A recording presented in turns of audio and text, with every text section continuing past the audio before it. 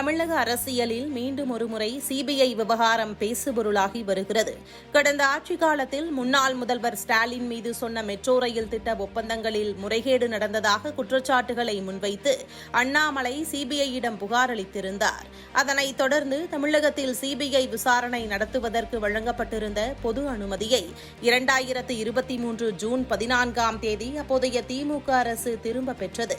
இதனால் தமிழகத்தில் எந்த வழக்கையும் சிபிஐ நேரடியாக பதிவு செய்து விசாரிக்க மாநில அரசின் தனிப்பட்ட அனுமதி அல்லது நீதிமன்ற உத்தரவு தேவைப்படும் நிலை உருவானது. தற்போது புதிய அரசு பொறுப்பேற்றிருக்கும் நிலையில் ஊழல் தடுப்பு நடவடிக்கைகளை தீவிரப்படுத்தும் நோக்கில் சிபிஐக்கு மீண்டும் பொது அனுமதி வழங்குவது குறித்து ஆலோசனை நடைபெறுவதாக அரசியல் வட்டாரங்களில் தகவல்கள் வெளியாகி வருகின்றன. இந்த ஒரு முடிவு மட்டும் எடுக்கப்பட்டாலும் அதன் அரசியல் தாக்கம் மிக பெரியதாக இருக்கும் என்றும் கூறப்படுகிறது. ஏனென்றால் சிபிஐக்கு பொது அனுமதி கிடைத்துவிட்டால் மத்திய அமைப்பு மாநில அரசின் ஒவ்வொரு அனுமதிக்காகவும் காத்திருக்க வேண்டிய அவசியம் குறையும்.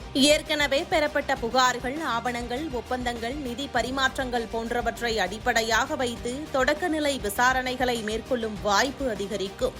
தேவையான ஆதாரங்கள் கிடைத்தால் எஃப்ஐஆர் பதிவு, சாட்சிகள் விசாரணை, ஆவணங்கள் பறிமுதல், அதிகாரிகள் மற்றும் அரசியல் பிரமுகர்களிடம் விளக்கம் கேட்பது போன்ற நடவடிக்கைகள் அடுத்தடுத்த கட்டமாக நடைபெறலாம். இதுதான் திமுகவுக்கு அரசியல் ரீதியாக சிக்கலை ஏற்படுத்தக்கூடிய அம்சமாக பார்க்கப்படுகிறது.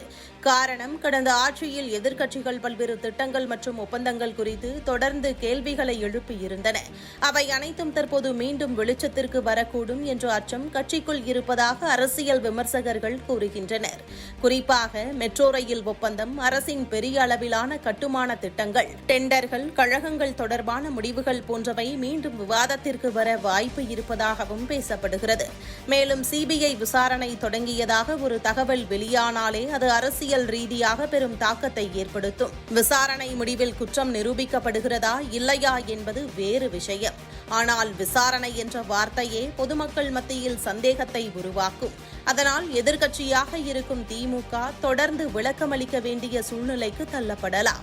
மறுபுறம் ஊழல் எதுவாக இருந்தாலும் விசாரிக்கப்பட வேண்டும், சட்டத்தின் முன் அனைவரும் சமம் என்ற நிலைப்பாட்டை அரசு எடுத்தால் அதனை வரவேற்கும் தரப்புகளும் இருக்கின்றன. அதே நேரத்தில் அரசியல் பழிவாங்கல் என்ற குற்றச்சாட்டும் எழலாம். எனவே சிபிஐக்கு மீண்டும் பொது அனுமதி வழங்கப்படுமா? வழங்கப்பட்டால் எந்த வழக்குகள் முதலில் கவனத்திற்கு வரும்?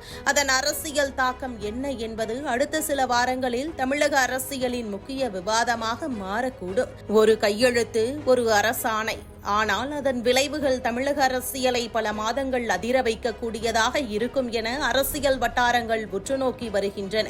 விஜயின் தனிப்பட்ட விஷயத்தை பேசியது தேவையில்லாத ஒன்று எனவும், இப்படித்தான் ஜெயலலிதாவை சீண்டி வளர்த்துவிட்டோம், அதுபோல் விஜயையும் வளர்த்துவிடப் போகிறோம் என திமுகவினரே புலம்பி வருகிறார்களாம்.